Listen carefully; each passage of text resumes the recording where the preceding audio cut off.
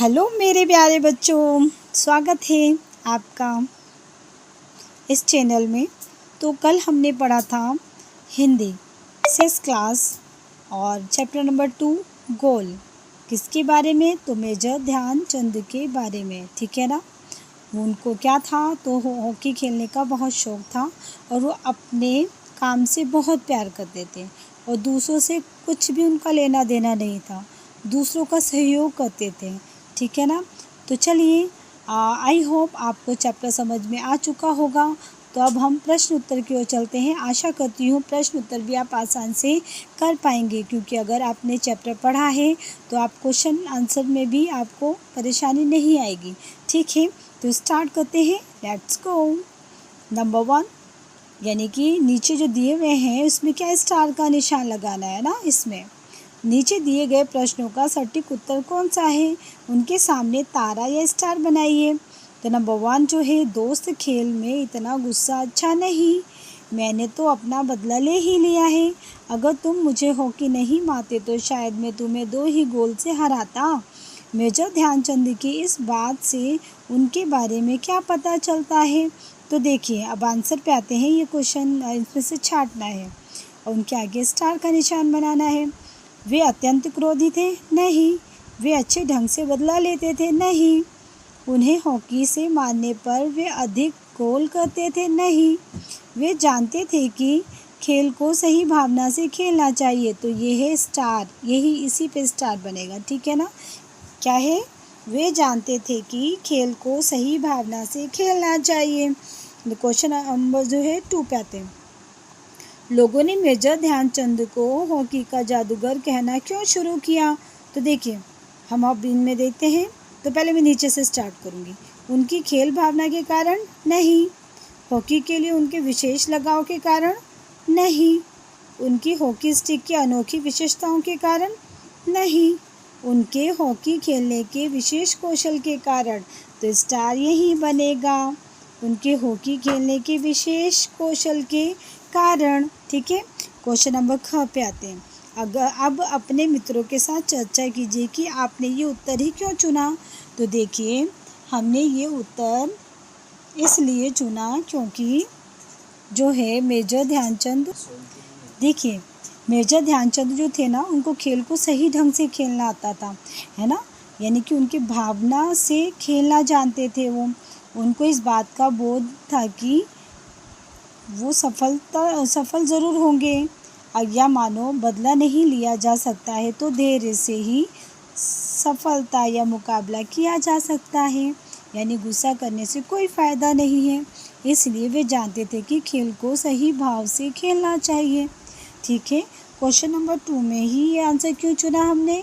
तो देखिए, मेजर ध्यानचंद को लोगों ने उनके हॉकी खेलने के विशेष कौशल के कारण हॉकी का जादूगर कहना शुरू कर दिया था, क्योंकि उनके पास एक बार गेंद आ जाती थी तो वे अपने कौशल से गोल तक पहुंचाकर ही उसे दम लेते थे। उनसे कोई गेंद छीन भी नहीं सकता था। बात समझ में आई मेरे प्यारे बच्चों? तो चलिए, अब हम मिलान पे आते हैं, ठीक है ना। अब ये जो नीचे लिखे हैं ना बेटा, यहाँ पे ये इनको मिलान करना है। तो देखो, लॉन्स नायक जो थे वो कौन थे? ये आएगा भारतीय सेना का एक पद, रैंक, ठीक है। तो 1 को आप मैच करोगे 2 से, ठीक है। 1 को 2 से सही से मैच कीजिए ना, ठीक है ना। 1 को हम मैच करेंगे 2 से, ओके। मैं भी आपके साथ करती हूँ, ओके, ठीक है। अब देखो, बर्लिन जो ओलंपिक था वो क्या था? तो देखो, 1 को आप करोगे 4 से। वर्ष 1936 में जर्मनी के बर्लिन शहर में आयोजित ओलंपिक खेल प्रतियोगिता, जिसमें 49 देशों ने भाग लिया था, ठीक है।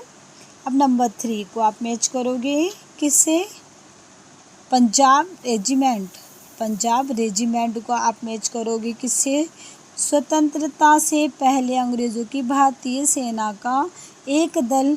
5 से मैच करोगे, 3 को 5 से मैच करोगे। वैसे ही 4 वाला आ गया, सैम्पर्स एंड माइनर्स टीम। ये जो थे वो 4 को आप मैच करोगे 6 से। अंग्रेज़ों के समय का एक हॉकी दल, टीम को कहेंगे, ठीक है ना। अब नंबर 5 जो है सूबेदार, उसको आप करोगे 1 से। स्वतंत्रता से पहले सूबेदार भारतीय सैन्य अधिकारियों का दूसरा सबसे बड़ा पद था, ठीक है। अब ये चलते हैं छावनी। तो छावनी क्या थी, तो देखो छावनी जो थी नंबर 3 से मैच करोगे, सैनिकों के रहने का क्षेत्र, उसको छावनी बोलते हैं, ठीक है ना। 6 को आप मैच करोगे 3 से, ओके। अब आगे चलते हैं, चलिए ठीक है आगे चलते हैं। पाठ में से चुनकर कुछ पंक्तियाँ नीचे दी गई है, उन्हें ध्यान से पढ़िए और इन पर विचार कीजिए। आपको इनका क्या अर्थ समझ में आया, अपने विचार कक्षा में अपने समूह में साझा कीजिए और अपनी लेखन पुस्तिका में लिखिए, यानी कि नोटबुक में। क्वेश्चन नंबर के, बुरा काम करने वाला आदमी हर समय इस बात से डरता रहता है कि उसके साथ भी बुराई ही की जाएगी, क्योंकि उसने बुरा किया है तो बुरा आदमी तो यही सोचेगा ना। तो अब चलिए इसका आंसर हम बता रहे हैं कि देखो कर्म का फल जो होता है ना निश्चित होता है, अर्थात हम जैसा काम करते हैं, जैसा कर्म करते हैं, उसी के अनुसार फल मिलता है। जैसे अगर हम आम का पेड़ लगाएंगे तो हमें कुछ सालों बाद आम के फल मिलेंगे, और अगर हम आंकड़े लगाएंगे, आंकड़े यानी कि चलो बबूल भी लगाएंगे तो बाद में हमें बबूल ही मिलेगा ना। तो इसलिए बुरा कार्य करने वाला व्यक्ति बुराई के फल प्राप्ति से आशंकित रहता है, पर यानी कि उसको खुद को लगता है कि मेरे साथ भी वही होगा। अतः भला कार्य करे जिससे कोई डर नहीं रहे, ठीक है ना। यानी कि हमेशा अच्छा काम कीजिए, उससे आपको कभी डर भी नहीं रहेगा कि हमने ऐसा किया तो हमारे साथ भी ऐसा होगा, ठीक है ना। अब नंबर 6 पे चलते हैं। मेरी तो हमेशा ये कोशिश रही कि मैं गेंद को गोल के पास ले जाकर अपने किसी साथी खिलाड़ी को दे दूं, ताकि उसे गोल करने का श्रेय मिल जाए। अपनी इस खेल भावना के कारण मैंने दुनिया के खेल प्रेमियों का दिल जीत लिया। तो देखिए अब इसका आंसर जो है हम ये देते हैं कि मेजर ध्यानचंद को हॉकी के खेल में अतिरिक्त कुशलता हासिल थी। खेलते समय अधिकतर गोल वे खुद ही कर लिया करते थे, किंतु उनकी हमेशा यही कोशिश रहती थी कि गोल करने का जो पूरा श्रेय जो है ना उनके सहयोगियों को भी मिले। इसलिए गेंद को गोल के पास लाकर उनको सौंप देते थे, जिससे वे गोल कर सके। उनके साथी उनकी इस तरह की अत्यधिक कोशिश से लोगों का दिल जीत लिया था। इस कारण लोग उन्हें हॉकी का जादूगर कहकर पुकारते थे। बात समझ में आई ना। आगे चलते हैं। संस्मरण को एक बार फिर से पढ़िए और निम्नलिखित के बारे में पता लगाकर अपनी लेखन पुस्तिका में लिखिए। तो देखिए ध्यान नंबर क जो है, ध्यानचंद की सफलता का क्या रहस्य था।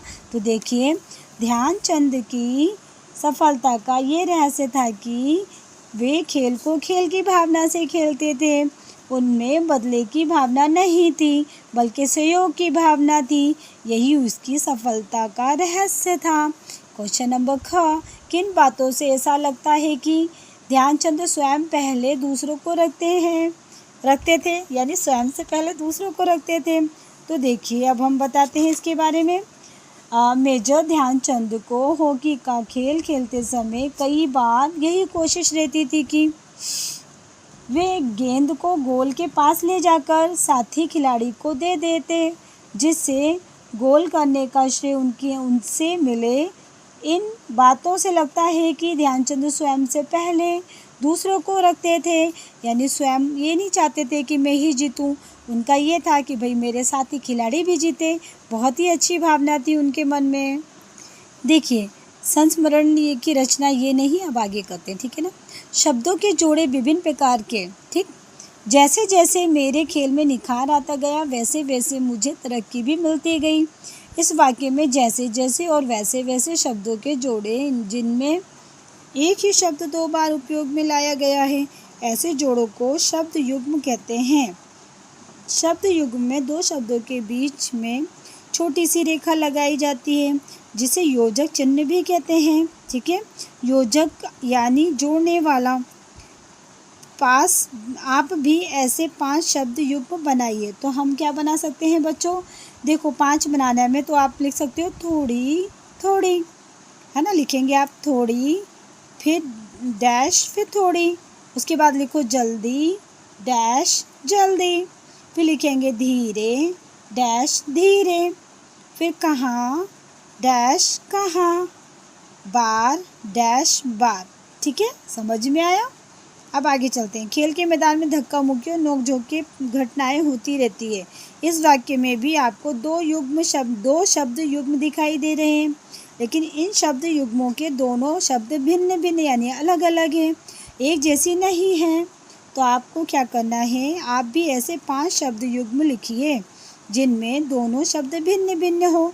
ऊपर तो एक जैसे शब्द थे, अब नीचे धक्का मुक्की, वैसे ही जैसे लोग डैश बाग, फिर लिखोगे आप इक्का डैश दुक्का, फिर लिखोगे आप तीतर डैश बितर, तितर पितर, फिर लिखोगे आप चाल डैश ढाल, फिर लिखोगे आप टेढ़ा डैश मेढ़ा। ठीक है ना, आगे चलते हैं। टेढ़ा मेढ़ा, ठीक है ना। फिर ग पे आते हैं। हार या जीत मेरी नहीं बल्कि पूरे देश की है। आज मैं जहाँ भी जाता हूँ बच्चे या बूढ़े मुझे घेर लेते हैं। बात समझ में आ रही है। तो अब आप इसको क्या करना है, देखिए इसमें भी अब आगे चलना है। तो इन वाक्यों में जिन शब्दों के नीचे रेखा खींची है उन्हें ध्यान से पढ़िए। हम इन शब्दों को योजक की सहायता से भी लिख सकते हैं, जैसे हार डैश जीत, है ना, बच्चे डैश बूढ़े आदि। आप नीचे दिए गए शब्दों को योजक की सहायता से लिखिए, है ना। किसकी सहायता से लिखना है आपको, योजक की सहायता से लिखना है।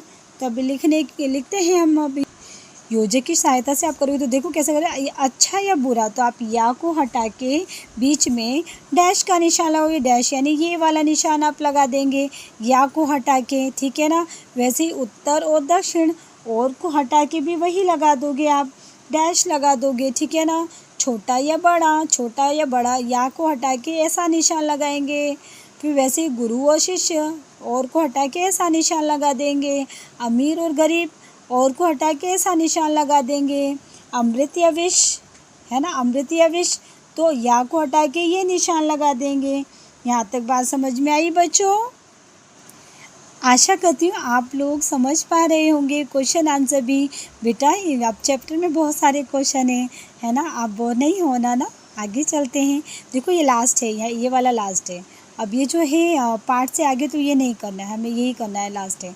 बात पर बल देना। देखो मैंने तो अपना बदला ले ही लिया है, मैंने तो अपना बदला ले ही लिया है। देखो मैंने तो अपना बदला ले ही लिया है, ठीक है ना। मैंने तो अपना बदला ले लिया है, यहाँ पे ही लगा है, यहाँ पे ही गायब है। तो इन दोनों वाक्यों में क्या अंतर है, इन दोनों वाक्यों में क्या अंतर है, ध्यान दीजिए और बताइए। सही पहचाना। दूसरे वाक्य में एक शब्द कम है, उस एक शब्द के ना होने से वाक्य के अर्थ में भी थोड़ा अंतर आ गया। हम अपनी बात पर बल देने के लिए कुछ विशेष शब्दों का प्रयोग करते हैं, जैसे ही, भी, तो आदि। पाठ में से इन शब्दों वाले वाक्यों को चुनकर लिखिए। ध्यान दीजिए कि यदि उन वाक्यों में से शब्द ना होते तो उनके अर्थ पर इसका क्या प्रभाव पड़ता। तो देखिए इसका आंसर जो आएगा वो आएगा, वाक्य में किसी शब्द का पद के बाद जो अवयव लगाकर एक विशेष बल या अवधारण को व्यक्त करते हैं ना, वे निपात कहलाते हैं, जैसे ही, भी, तो, तक आदि। ये वाक्यों में विशेष बल देते हैं। इनका प्रयोग ना होने पर साधारण अर्थ या भाव प्रकट होते हैं।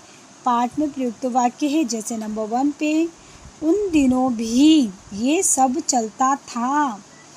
दूसरा, आते ही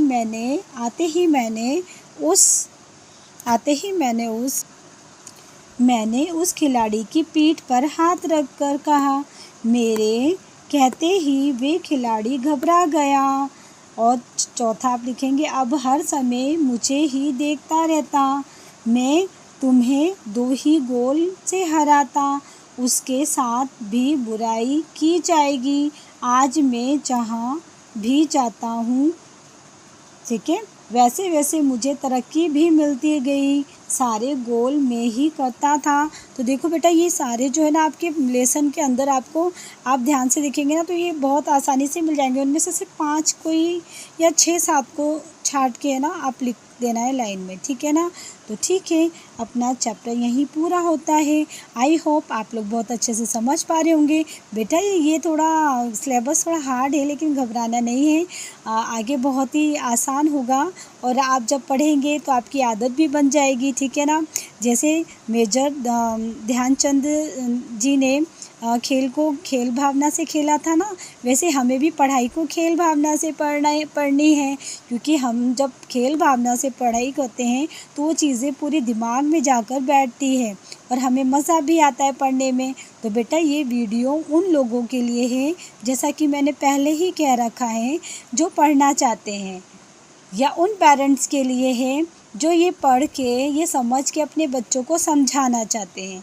देखिए बेटा, पढ़ाई करेंगे तो आप आगे बढ़ेंगे, ठीक है ना। आशा करती हूँ आप समझ पा रहे होंगे मेरी बातों को। अगर कुछ समझ में नहीं आया हो तो आप कमेंट्स कीजिए, और समझ में आ रहा हो तो लाइक कीजिए और सब्सक्राइब करना ना भूलिए, ठीक है। तो फिर मिलते हैं नेक्स्ट वीडियो में, तब तक के लिए बाय।